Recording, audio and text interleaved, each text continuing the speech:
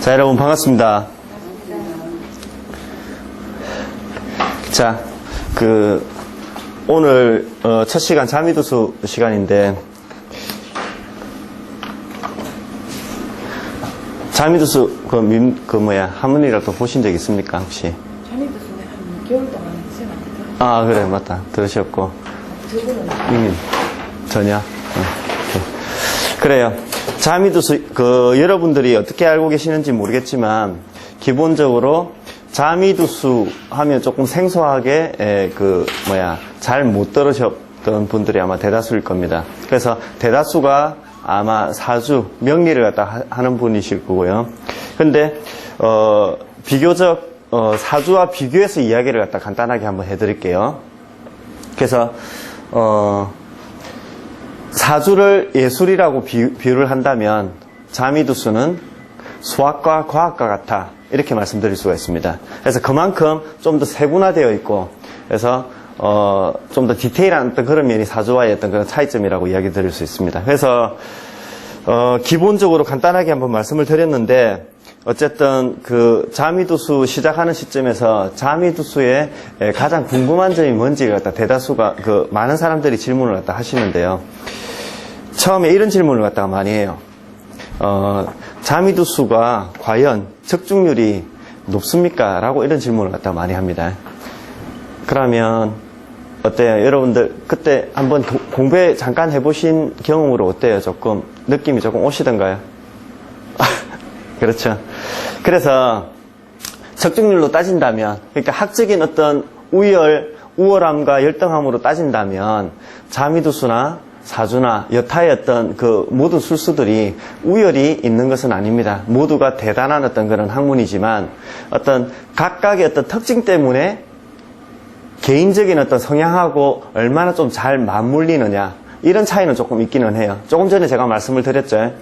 그래서 사주는 조금 예술에 가깝다면 자미두수는 수학과 과학에 가깝다라고 이야기를 갖다 했습니다. 물론 궁극의 단계에서는요, 결국에는 어떤 아까 말씀드렸던 무법의 단계인 감과 느낌, feel을 갖다가 동원을 갖다가 하셔야 돼요.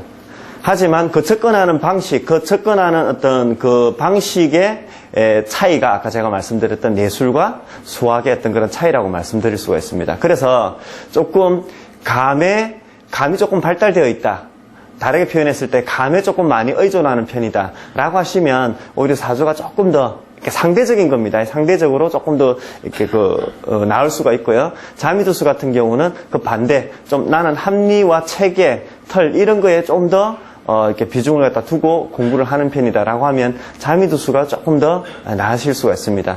자, 그래서 요번 초급 수업에 저 목표는 공부 방향은, 공부 형식은 기본적으로 일단은 지금 수업을 갖다 다시 하시는 분도 계시고요.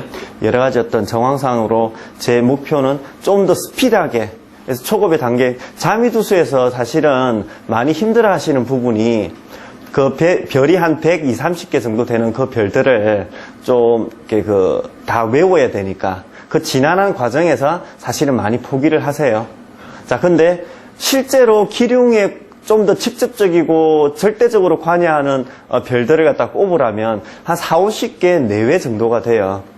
그래서 실제로 타로 하시는 분들이 많은데, 타로 카드가 보통은 지금 78장으로 이루어져 있다 아닙니까?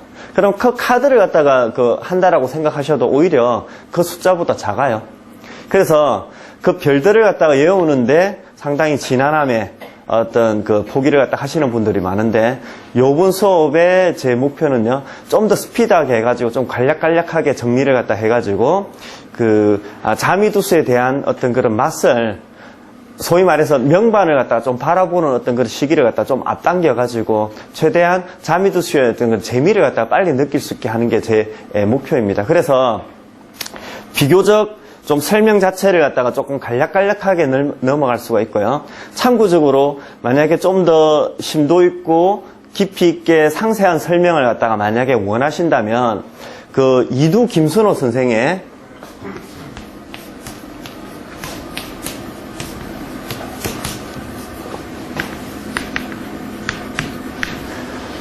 이두 김선호 선생님의 그 왕초보 자미두수.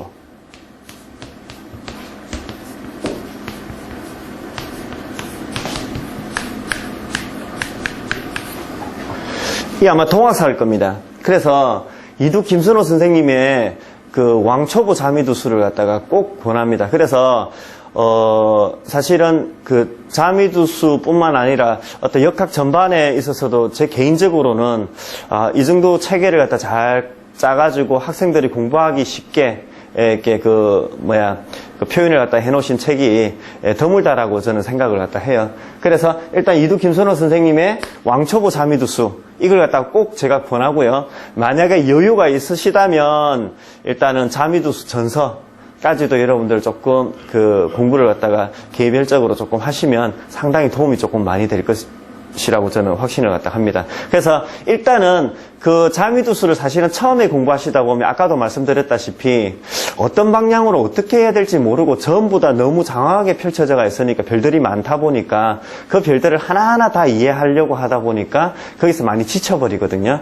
그래서 일단은 저하고 같이 이렇게 호흡을 갖다가 맞추시면서 제가 조금 리드를 갖다가 해드리고요. 좀 더 세부적이고 디테일한 부분은 요 서적을 갖다가 조금 참고를 하시면 아주 좋을 것 같아요. 자, 그리고 또 한 가지 말씀드릴 거는 뭐냐면 수업 진행하시면서 지금 교재는요 따로 교재를 갖다 하는 것이 아니고 제 그 카페에서 바로 올라와 있고요. 또는 파일로 해가지고 받아서 여러분들이 그 프린트 해가지고 보시든지 하실 수가 있으세요. 그래서 다음 카페 가셔가지고요. 월정. 제 인사도 제대로 안 했네. 자, 저는 월정입니다. 그래서 그 달월자에 정자를 갖다 쓰는데 어쨌든 월정이라고 불러주시면 좀 감사하겠고요. 월정의 제목이 이렇습니다. 월정의 입체역학. 자, 이걸 딱 치시면 그냥 다음 카페에서 요거 하나 나올 겁니다. 그럼 요 카페에 가입하셔가지고 그래서 준회원이 되면 그 파일을 바로 받아보실 수가 있으세요. 그러니까 거기 가셔가지고 초급 자미두수 홍익TV 강의 노트 해가지고 이렇게 해놓은 게 있습니다. 거기 들어가셔가지고 그 페이지 수대로 해가지고 나와 있거든요. 그래가지고 그걸 갖다 뽑아서 그 같이 수업에 참여하시면 되겠습니다. 자, 그래서 조금 전에 제가 말씀드렸다시피 이제 제가 오늘은 첫 수업이니까 약간 그 서두가 조금 길긴 합니다만 어쨌든 전반적으로 좀 더 스피드하게 가면서 좀 간략간략하게 요약식으로 보면서 그렇게 넘어가고요. 대신에 꼭 필요한 부분에 대해서는 확실하게 제가 체킹을 갖다 해가지고 가도록 하겠습니다. 그러면 본론으로 바로 한번 들어가 볼게요. 자, 여러분, 자미두수 아까 전에 잠깐 이야기하다가 말았네요. 그래서 제일 궁금한 게 뭡니까? 도대체 맞습니까? 안 맞습니까? 이야기를 갖다 했다 아닙니까? 그제?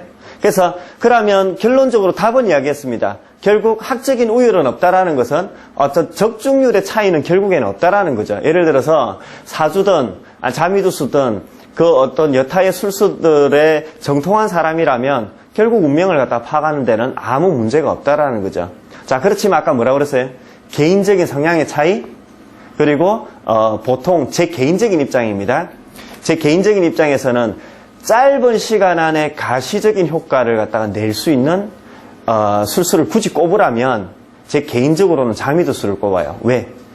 좀 더 비교적 세분화되어 있기 때문에 좀 더 합리적이고 수학적으로 접근해서 들어갈 수가 있습니다. 그래서 실질적으로 우리가 감이 조금 발달되어 있으신 분들은요, 솔직히 10명 중에 한두 명? 그 정도밖에 안 돼요. 그래서 보통 사람들 같은 경우는 일단은 그러한 감의 측면에서 좀 비교적 조금 보통이라고 이야기해야 되겠죠. 떨어진다라는 표현보다는. 그렇기 때문에 좀 더 합리적이고 수학적인 방법으로 접근했을 때 훨씬 더 그 효율성이 크다라는 거죠. 그래서 저를 비롯한 대부분의 많은 사람들이 아마도 자미두수를 통해서 운명을 갖다가 판단할 때 좀 더 짧은 시간에 이렇게 공부할 때 짧은 시간 안에 좀 더 가시적인 효과를 갖다가 낼 수 있다라는 거, 그 확신은 제가 분명하게 말씀드릴 수 있습니다. 자, 자미두수 기본적인 용어에 대해서 바로 지금 한번 들어가 볼게요. 그러면 파일을 갖다가 받으신 분들은 그걸 보시면서 하시고요. 여러분들은 프린트를 갖다 보시면서 바로 하시면 될 것 같아요. 자, 기본 용어에서 들어갑니다. 기본 용어에 보시면, 잠깐만요. 여러분, 잠깐만요. 일단은, 그 2페이지 넘어가시면 역사와 전설이 있습니다. 역사와 전설부터 간략하게 한번 이야기하고 여러분들한테 넘어가겠습니다. 그래서 자미두수는 60냥이 창시자로 소개되고 있는데 5대 때 진희 선생께서 실제적으로 체계화시켰다 이랬습니다. 자, 그러니까 역사가 어느 정도 됐습니까? 한 1000년 정도 됐네요. 자, 그렇다면 어떠한 책이든 어떠한 어떤 그 인물이나 이치든 세월이 이렇게 500년 이상 1000년씩 이렇게 간다라는 것은 반드시 그 책 속에는 이치가 담겨져 있다라고 여러분들 확신할 수 있을 겁니다. 결과론적으로. 그 정도로 자미두수도 그런 역사를 갖다가 그 깊은 역사를 갖다 가지고 있다라는 거. 그리고 600년 뒤 진희 선생의 18대 법손 진도라는 분이 자미두수 전집을 내면서 비로소 세상에 알려지기 시작했다 이랬습니다. 자, 근데 실제로 이때가 되어도 그 세상이 조금 보편화되기에는 약간 조금 여러 가지 어떤 그 정황상으로 조금 이렇게 뭡니까 안 될 만한 어떤 그런 조건들을 갖추고 있었습니다. 그래서 첫 번째로는 근데 이거는 뭐 전설적인 이야기입니다. 실제로 너무 잘 맞아가지고 그래서 한마디로 비인부전해가지고 아무한테나 세상에 한마디로 아무한테나 알려주지 않고 그냥 꼭 내 어떤 그 가족 또는 내 어떤 직계 제자들에게만 싹 이렇게 물려줬다라는 어떤 그런 이야기가 있고요. 하나 있고요. 또 한 가지는 뭐냐면은 워낙 명반 짜기가 사실은 간편하지가 않아요. 그래서 사실은 수기로 짜게 되면 속달에서 빠르게 짠다 하더라도 10분 정도가 걸려요. 근데 초보자들이 만약에 책 보면서 짰는다면 뭐 30분은 거뜬히 넘어가겠죠. 그래서 그 정도로 자미두수를 갖다가 아마 한마디로 이제 그 상담을 하기 위해서 혹은 상황을 파악하기 위해서 명반을 짤 때 시간적인 어떤 그런 소요되는 부분이 많다라는 거, 그런 부분이 조금 그 보편화시키는데 걸림돌이 되었다. 여러 가지 또 그게 있겠지만 어쨌든 그래서 지금 그 현재 홍콩과 대만에서는 자미두수가 대세입니다. 그리고 그 우리나라 같은 경우도 지금 이두 김수로 선생께서 그 여러 가지 어떤 책들을 갖다가 출간을 갖다 하시면서 그 실제로 그 과거에 공부하시는 분들은 중국 원서들을 갖다 가지고 공부를 갖다 많이 하셨는데요. 그래서 일반인들이 좀 더 쉽게 접근할 수 있도록 해주신 분이 바로 이두 김수로 선생이 아닌가 저는. 그래서 아주 우리나라에서는 그 자미두수로서는 아주 그냥 아주 대단하신 분이다라고 저는 생각을 갖다 하고 있습니다. 항상 감사하는 마음으로 공부하고 있습니다. 자, 거기 보시면 오성술, 18비성, 자미두수 이렇게 화살표가 되어 있네요. 그래서 자미두수에도 그 모체가 되는 어떤 그런 술수들이 있었습니다. 근데 뭐 이거는 뭐 아실 필요는 없으시고요. 그래서 실제로 자미두수가 체계화되고 완성된 시점은 아까 그 진희 선생께서 하셨지만 그 전까지 거슬러 올라가면 그 역사는 훨씬 더 길다라는 거죠. 자, 그리고 우리나라 같은 경우는 그 조선 선조 때 대제학을 지내신 신곡 김치 선생의 그 신곡 비결이라는 서가 있습니다. 그래서 이런 걸 갖다가 본다면 우리나라에서도 자미두수가 아주 맥을 갖다 계속 이렇게 이어오고 있었다라는 거, 요거 확인할 수 있겠죠, 그죠? 자, 그래서 역사를 갖다 간단하게 한번 언급을 갖다 해봤고요. 다시 돌아가서요.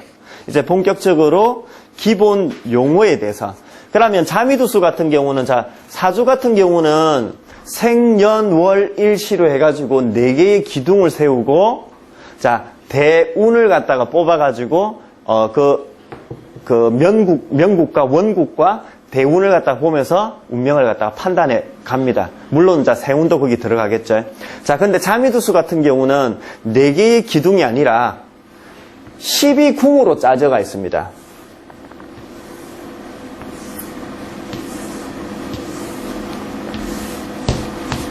자, 이렇게 12개 궁으로 짜져서 실제로 이 한 궁 한 궁마다의 의미가 부여되고 이 궁들의 어떤 의미들을 갖다가 조합들을 갖다 보면서 실제 길흉을 판단해 나갑니다. 자, 그럼 결론부터 말씀을 드릴게요. 자, 이 12궁을 다 봐야 됩니까? 라고 이야기를 갖다 합니다. 그러면 저는 대답을 네라고 이야기를 갖다 합니다. 그래서 결국에는 자 보세요. 사주를 하셨기 때문에 사주를 빗대어서 제가 설명을 갖다 한번 해볼게요. 사주에 8글자가 있습니다. 자, 이게 일간이라고 자, 나를 의미합니다. 그래서 이건 물론 가장 기본적인 개념이죠. 그러면 일간이 나이기도 하지만 이 사주 전체가 나이기도 해요. 다르게 한번 표현해 볼게요. 이렇게도 설명할 수 있겠죠. 자, 얘가 난데 나라는 어떤 존재는 이 주변의 어떤 여타의 다른 타 에너지들과 유기적인 관계를 맺고 있다. 예를 들어서 A라고 이야기를 갖다 할 때요.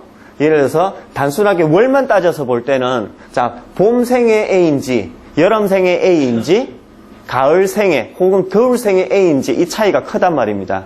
그러면 여기서 넓게 봐가지고 봄생이면서 여타의 이게 화의 에너지, 수의 에너지 이렇게 포진시킨 A인지 어때요? 그래서 얘가 원래는 A라는 그 원소이기는 하지만 이 주변에 여타의 어떤 에너지들이 구성되어 있는지에 따라 가지고 결과적으로 얘의 상태가 달라진다고요. 똑같은 A가 아니라고. 무슨 말인지 아시겠죠? 그래서 결국에는 A가 나이기도 하지만 결국 이것만 봐가지고 나를 판단할 수 있는 것이 아니라 이 전체의 한마디로 구성을 가지고 진짜 얘를 갖다가 파악해야 된다고. 여러분 봐보세요. 자, 나를 갖다가 설명할 때 나라는 어떤 인식을 당대한테 전개할 때 저는요 누구누구의 남편이고 누구누구의 자식이고 누구누구의 부모이고 어느 학교 나왔고 이런 식으로 설명한다 아닙니까? 그제? 저를 소개할 때, 그제? 그러면 여타의 어떤 주변의 어떤 상황들이 모두 결집되어서 그 이미지들이 내 하나의 이미지로 딱 만들어진다. 이렇게 보시면 돼요. 자, 자미두수로 들어갈게요. 자미두수도 마찬가지입니다.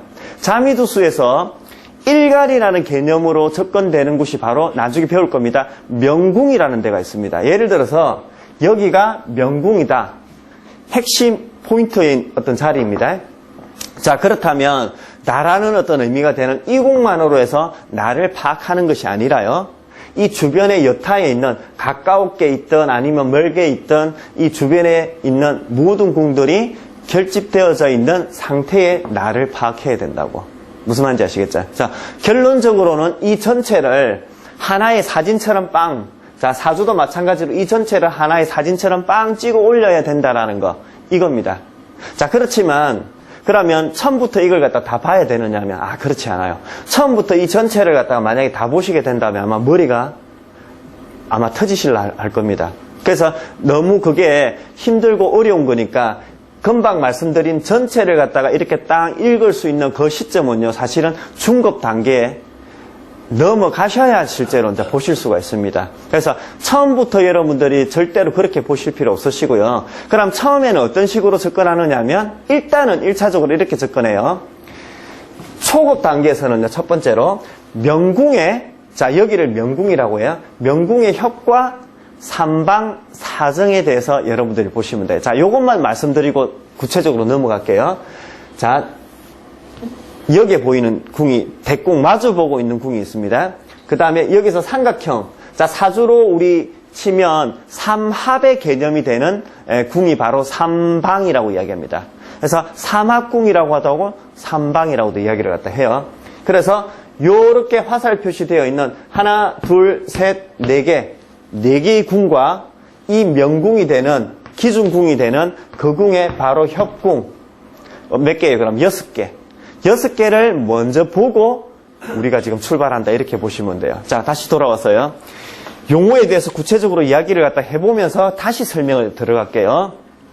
자, 기본 용어 첫 번째 삼방사정 해가 가로해가지고 봉궁, 대궁, 사막궁 해가 협궁이라고 했습니다. 그러면서 삼방은 사막궁, 그래서 명궁, 재백궁, 관록궁을 의미하고, 자, 아까 전에 말씀드렸죠. 여기가 인궁이라면 인궁이라면 여기가 항상 인궁입니다. 여기가 인궁이고 여기가 오궁이 돼요. 그 다음에 여기가 술궁이 됩니다. 그러면 이거 어때요? 삼합이 되는 어떤 궁이 되죠. 그래서 이렇게 트라이앵글이 이루어집니다. 삼각형이 이루어져요.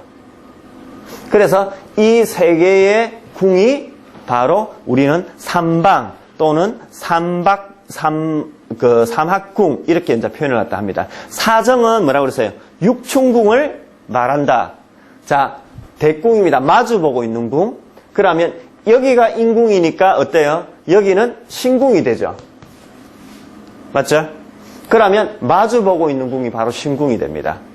되시겠죠? 자, 그 다음에 사막과 협궁이 중요한 사막과 협궁이 중요한 핵심 궁이기는 하지만 12궁 전체가 서로 유기적인 관계를 맺고 있으므로 초급 단계에서는 면궁의 삼방사정과 협을 위주로 보지만 점진적으로 명반 전체를 봐야 한다. 이건 조금 전에 제가 말씀드렸던 거죠. 자, 삼방사정은 꼭 면궁의 입장에서만 보는 것이 아니라 모든 궁의 입장에서 적용해야 된다. 자, 결국에는 뭔 말입니까?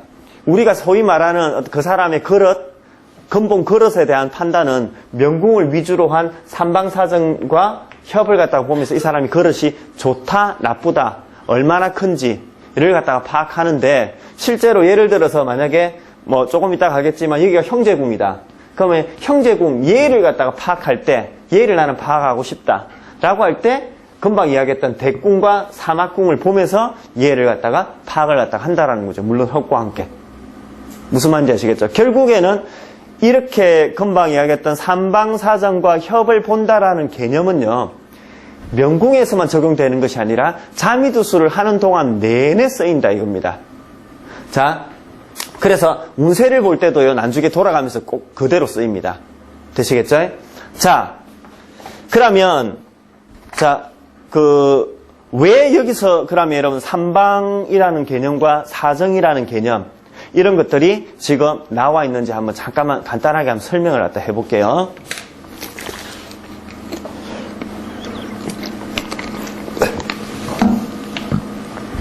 자, 여러분, 자 보세요. 삼방이라는 개념과 사정, 그러니까 육충이라는 개념은요, 자미두수 내에서 아주 영향력이 큰 어떤 부분이라고 생각을 갖다가 하시면 돼요. 실제로 보세요. 세상이 돌아가는, 그러면 간단하게 이야기를 갖다가 한번 해볼까요?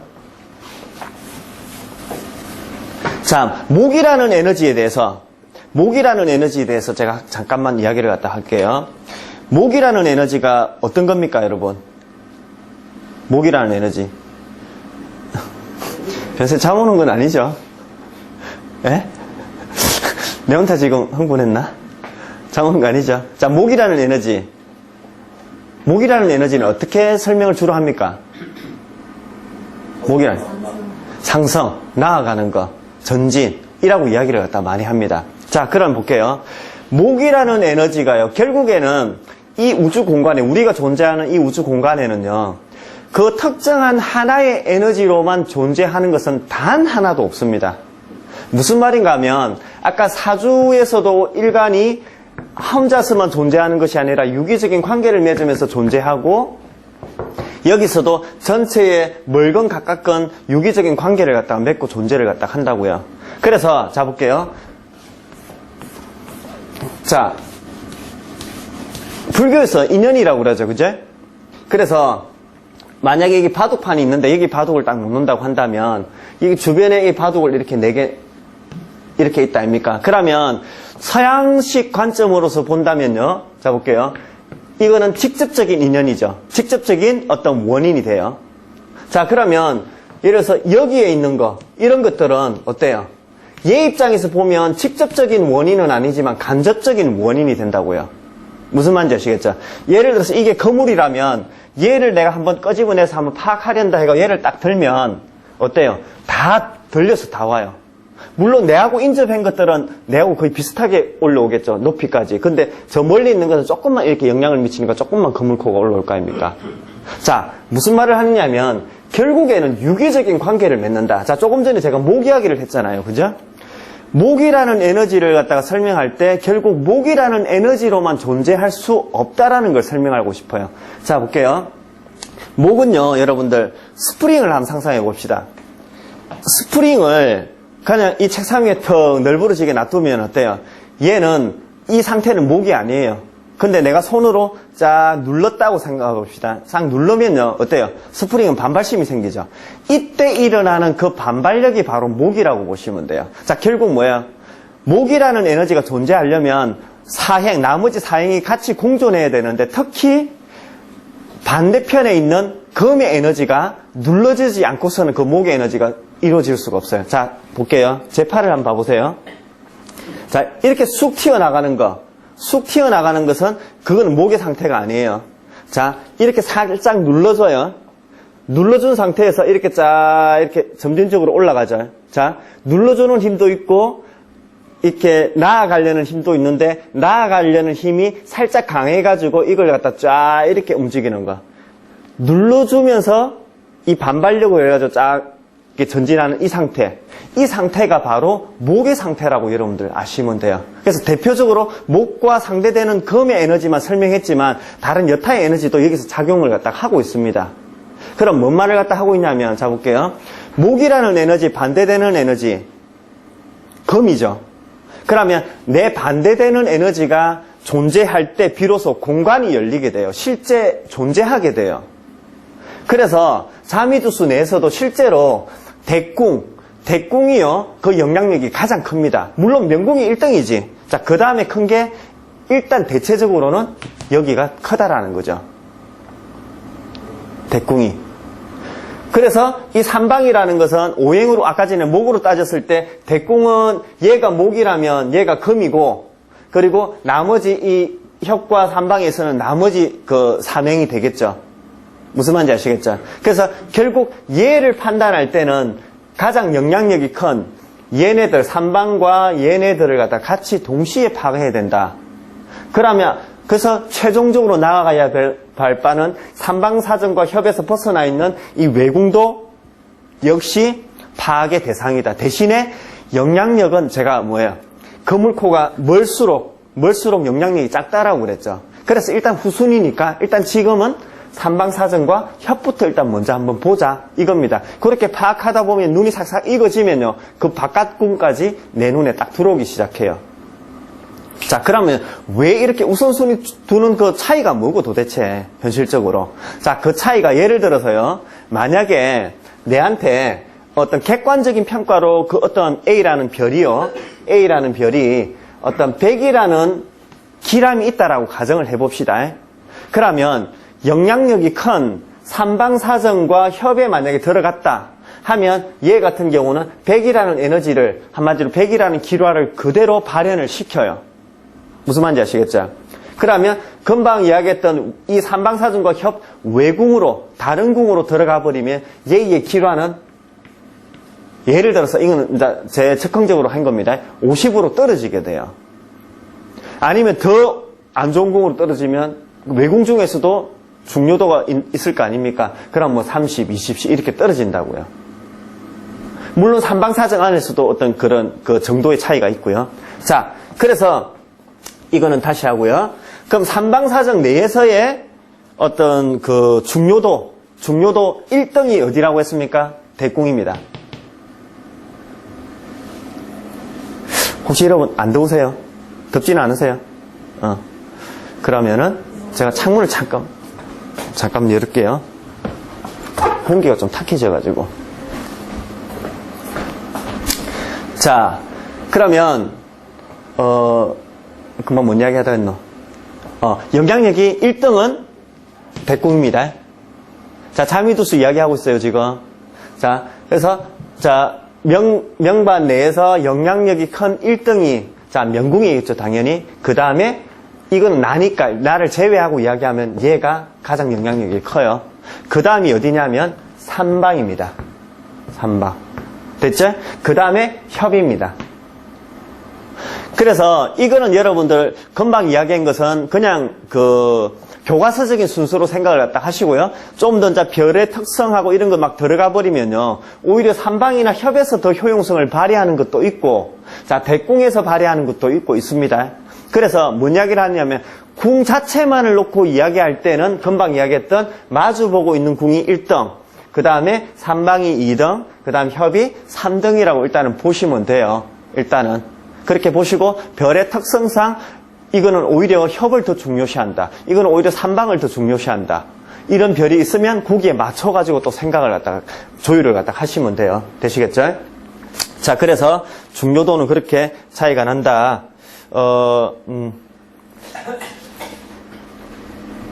근데 요거 하나만 이야기를 갖다 하고 넘어갈게요. 만약에 대궁에 있는 어떤 그런 상태가 최고 지금 강한 영향력을 미친다고 그랬습니다. 근데 삼방에 있을 때, 예를 들어서 A라는 별이 여기에 있을 때 하고, 그럼 여기에 있을 때 하고, 당연히 여기에 있을 때가 더 영향력이 크죠. 근데 하나만 기억하세요. 자미두수에는요, 짝승이라는 개념이 존재해요. 뭔 말인가 하면 그겁니다. 협공. 한마디로 공조, 유기적인 관계를 좀 더 긴밀하게 맺고 있는 별이 있어요. 그러니까 내 형제, 내 어떤 사업적 파트너, 내 동업자, 그래서 이런 어떤 긴밀한 관계를 맺고 있는 애들이 있는데, 그런 애들이 만약에 공조를 하게 되면 그 어떤 영향력이 훨씬 더 커져요. 자, 그럼 무슨 이야기를 하냐면, 금방 삼방은 지금 나눠졌잖아요. 그죠? 근데 금방 이야기한 좀 특수한 그런 그 공조의 어떤 유기적인 관계가 크게 일어나는 별들은 이렇게 삼방으로 딱 쪼개져서 협공으로 들어갔을 때는 그 영향력이 거의 대궁에 있는 것만큼 높여진다고. 자, 다시 아까 전에 이야기했던 대궁이 가장 제일 영향력이 크고 그 다음에 삼방이고 그 다음에 협이라고 했는데, 자, 그 다음에 이제 예외가 벌써 나오기 시작하네요. 뭐 어떻게? 자, 유기적인 관계를 크게 맺는 짝승이라는 개념이 있는데, 이 짝승이 예를 들어서 대표적으로 하나 이야기할게요. 그러면 좌보 우필이라는 게 있어요. 그러면 이걸 줄여서 보필이라고 해요. 그럼 예를 들어서 보필 같은 경우는요, 원래 성질상 펼쳐지는 걸 좋아하기도 해요. 그런데 그렇지 않다 하더라도 예를 들어서 이 A라는 별과 B라는 별이 유기적인 관계를 크게 맺고 있는데, 이럴 때는 이렇게 삼방에서 딱 공조해가지고 바로 삐쳐 들어가는 거, 이때 효용성이 크다라는 거예요. 그리고 협도 마찬가지고. 그래서 무슨 말인가 하면 뭔가 꽉 조여 들어가는, 같이 공조해가 꽉 조여 들어가는 어떤 그런 이미지가 바로 삼방에서 협에서 일어날 수 있다라는 거 기억을 갖다 해 주시기 바랍니다. 요 이야기는 계속 반복되니까 지금 이해를 안 하시더라도요, 계속해서 반복해서 이야기하겠습니다. 이건 중요한 이야기이기 때문에요. 자, 그 다음에 2번 12궁, 12사항궁이라고 그랬어요. 자, 12궁은 인묘진, 사오미, 신유술, 해다축. 자, 여러분 봐보세요. 그래서 자미두수의 이 그 궁은요, 12궁으로 따졌을 때는 그 궁이 정해져 있어요. 자, 볼게요. 여기가 아까 이야기했던 인궁이고요. 자, 시계 방향으로 돌아가요. 묘궁이고요. 진궁이고요. 사, 오, 미, 신, 유, 술, 해, 자, 축. 자, 이거는 고정적입니다, 여러분. 그래서 저렇게 고정적인 그 궁의 어떤 그 위치가 정해져 있습니다. 그래서 조금 변하지 않아요. 자, 그러면 금방 이야기했던 이거를 갖다 우리는 소위 12궁이다 이야기를 갖다 했습니다. 그러면 12사항궁은 뭐냐? 그러면 명궁, 형제궁, 부처궁, 자녀궁, 재백궁, 지례궁, 천의궁, 노복궁, 관록궁, 전택궁, 복덕궁, 부모궁, 이렇게 12궁으로 분류를 했습니다. 요거는요, 여러분들이 외우실 때 여러분들 편하실 대로 외우셔도 돼요. 근데 일단 제 개인적으로는요, 그 이두 선생님의 어떤 그런 책을 갖다 보시더라도 그렇게 이제 그 순서를 갖다 잡아 나갔는데요. 앞 머리 부분만 따가지고요, 명형, 부자 4개씩 끊어서 읽으시면 좋아요. 명형, 부자, 재질, 천노, 관전, 복부, 이래가지고 순서를 반시계 방향으로 해가지고 꼭 외워두셔야 됩니다. 이거는 그냥 기본입니다. 기본. 그럼 볼게요. 자, 여기를 명궁으로 한번 봐볼게요. 기준으로. 여기를 명궁으로 본다면, 자, 반시계 방향이네요. 그죠? 여기가 형제궁이네요. 그죠? 명형. 그 다음에 여기가 부처궁이네요. 부처궁. 그 다음에 명흥부자. 자녀궁이네요. 여기가. 자, 그 다음에 재백궁. 동궁이죠. 그 다음에 지렉궁. 질병, 사고. 자, 이런 걸 보는 것이고, 그 다음에 재질천. 천이궁. 막 우리 이동하고 하는 거. 궁. 그 다음에 노복궁. 아랫사람. 됐죠? 그 다음에, 관록궁. 나의 직업. 그 다음에, 전택궁. 부동산. 그 다음에, 복덕궁. 복덕궁은요, 말 그대로 복입니다, 복. 그래서 내가 어떤 그 조상으로부터 물려받은 어떤 그런 뭐, 현실적으로 본다면 재물도 될 수가 있을 것이고요. 어떤 형이상학적인 측면으로 본다면 내가 물려받은 어떤 선천적인 재능 또는 나의 어떤 가장 근저에 있는, 심연에 있는 어떤 그런 가치관, 사고방식, 이런 걸 갖다가 이야기해요. 됐죠? 그리고 그 다음에 복부, 여기가 이제 부모궁이 되는 것이죠. 자, 그러면 또, 자미두수는 이렇게 12궁으로 분할을 시켜놓고 그 사안마다의 좀 더 구체, 세부성, 이렇게 분리를 갖다 시켜놨구나. 그래서 실제로 초보적인 관점으로 본다면, 네 부모는 어떻고, 이렇게 이야기하려면 부모궁을 보고 쭉 이야기를 갖다 하면 되겠죠. 한마디로 네 부인, 네 남편은 어떨까, 이렇게 보려면은 부처궁을 갖다 보면서 쭉 설명을 갖다 해주면 되겠죠. 당연히 본다라는 것은 아까 말씀드렸다시피, 부처궁 입장에서 삼방사정과 협을 보시면 되겠죠. 그렇게 본다면 네 돈이 어떻고, 네 건강은 어떻고, 네가 뭐 밖에 나가서 한마디로 사회생활 하는 건 어떻고, 네 아래 사람은 어떻고, 네 직업은 어떻고, 모두가 지금 분류가 되어 있네요. 이래서 자미두수가 디테일하고 세분화되어 있다고 볼 수 있습니다. 그래서 물론요, 금방 말씀드린 것은 가장 초보적인 관점에서 말씀을 드린 겁니다. 그래서 제가 아까 말씀드렸다시피 항상 어떤 에너지도 혼자서 존재할 수는 없다고 그랬죠. 유기적인 관계를 맺는다고 그랬죠. 무슨 말인가 하면 결국 부처궁을 보더라도 항상 명궁의 삼방사정은 기본이 돼요. 무슨 말인지 아시겠죠? 베이직으로 깔리고, 그러면 좀 더 쉽게 설명하면, 자, 명궁의 삼방사정 플러스 부처궁의 삼방사정을 해야 실제 부처궁의 상태가 나온다고요. 명궁의 삼방사정을 도외시한 부처궁만을 보가지고는 안 돼요. 자, 하지만 일단은 지금, 이렇게 이해를 갖다 해주시기 바랍니다. 다시. 자, 12궁이라는 것은 여기가 인궁으로 시작해서 시계 방향으로 해가지고 쭉 돌아가가지고 축으로 끝나고요. 그 다음에 12상궁, 한마디로 그 궁마다의 이름, 명칭을 갖다 딱 붙여놨는데, 그거는 출발점이 명궁에서 시작합니다. 그 출발점이, 그러니까 인궁이 아니라도 돼요. 예를 들어서 여기가 만약에 명궁이다 라고 한다면 여기가 명궁에서 명형, 부자, 재질, 천노, 관전, 복부 이렇게 들어갈 수 있습니다. 그래서 어쨌든 반시계 방향으로 돌아가면서 그 어떤 그 궁들이 형성이 된다. 근데 나 그것도 지금 아직까지는 외우기 싫다라고 하시면 아직 안 외우셔도 돼요. 하지만 이러한 형식이다. 왜? 요즘은 좋아져 가지고요, 보편화되어 있는 어떤 가장 1등의 물론 이제 뭐 꼭 1등은 아니지만 그 원인 중에 하나가 뭐냐면은 그 프로그램이 나와가지고 딱 클릭만 딱 하면 명반이 바로 딱 짜져요. 그러면 이렇게 형제궁이나 부처궁이다 이렇게 다 표시가 되기 때문에 이걸 갖다가 굳이 아직까지 급하게 그렇게 외우시지 않으셔도 되고요. 하시다 보면 다 되시게 됩니다. 자, 그 다음에 먼저 공부를 갖다가 하시다 보면 제가 실제로 자미두수에서는 어떤 궁이 가장 영향력이 크다 그랬습니까? 궁으로 따지면 저분 뭐라 하노? 궁을 하노? 자, 변사 이야기해 보세요, 빨리. 어떤 궁이 제일 영향력이 크다고 그랬어요? 명궁하고 또 대궁이라고 그랬죠. 자, 그러면 결국 이 명궁이 아니더라도 내가 지금 이 궁을 알고 싶다라고 한다면, 다른 거 내 지금 급해서 난 못 보겠다라고 한다면 대궁은 반드시 봐야 되는 거라.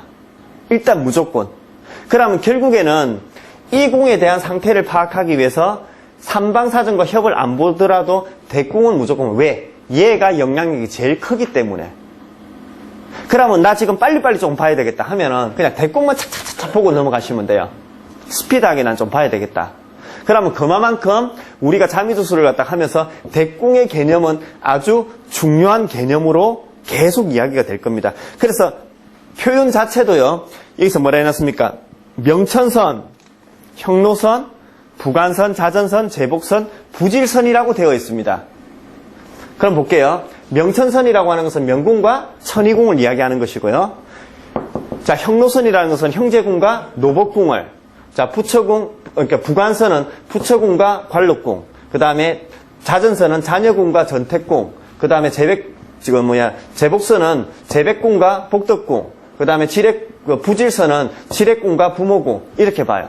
그래서, 야, 부질선이 어떻다, 형로선이 어떻다, 부관선이 어떻다, 이렇게 이야기를 많이 할 겁니다.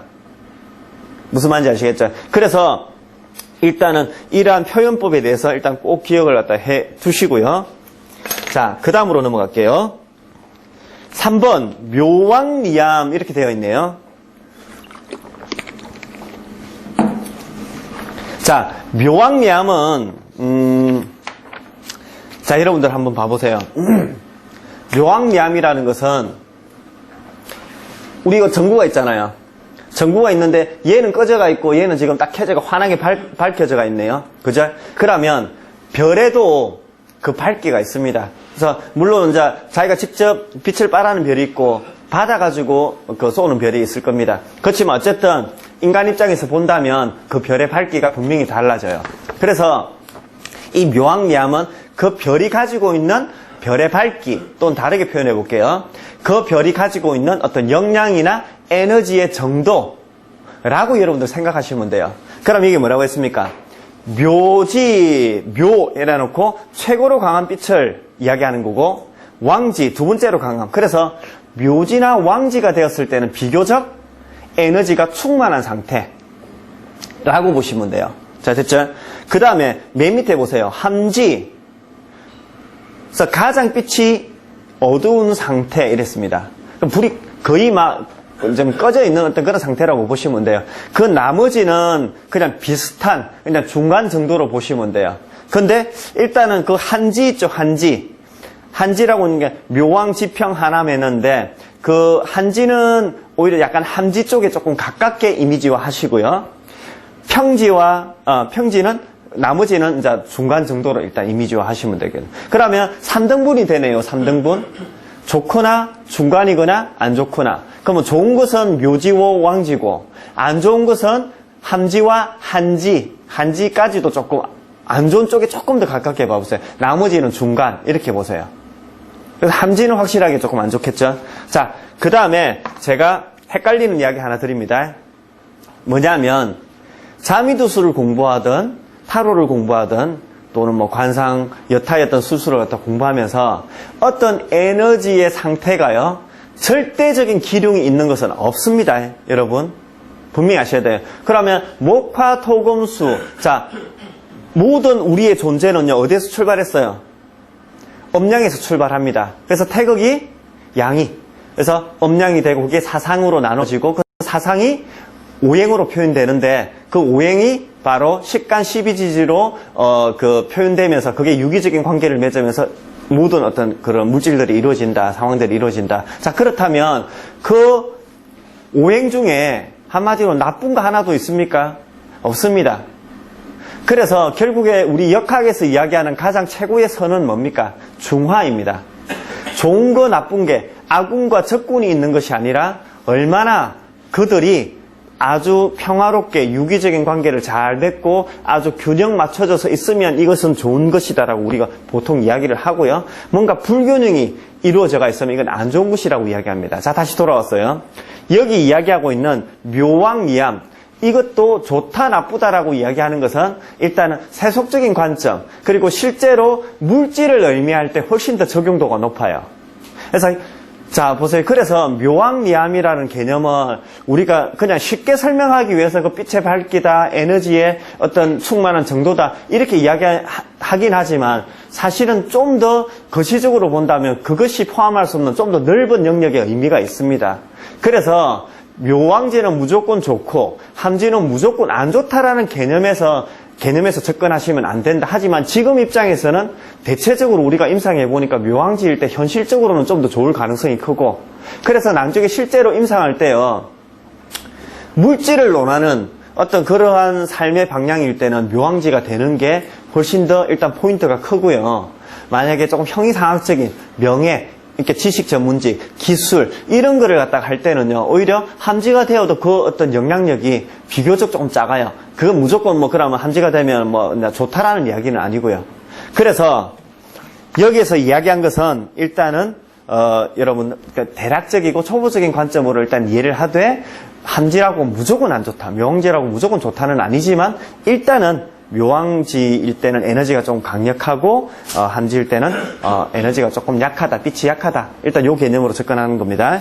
자, 그 다음에 2페이지 한번 넘어가 볼게요.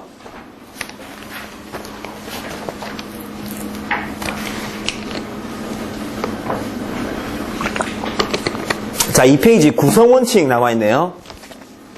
구성원칙은요, 제가 언급 안 하겠습니다. 여러분들이 조금 여유가 있으시면 한번 보시고요. 그래서 지금부터 이거를 갖다 보시면 별로 효용성도 떨어지고 하니까 일단 요건 그냥 넘어갈게요. 그래서 기회가 되시면 한번 읽어보시고 무슨 내용인가 한번 보시면 될 것 같아요. 그 다음에 역사와 전설 해가지고 이제 앞에서는 이야기했고요. 자미전설로 바로 넘어갈게요. 자, 그러면 자미전설에 대해서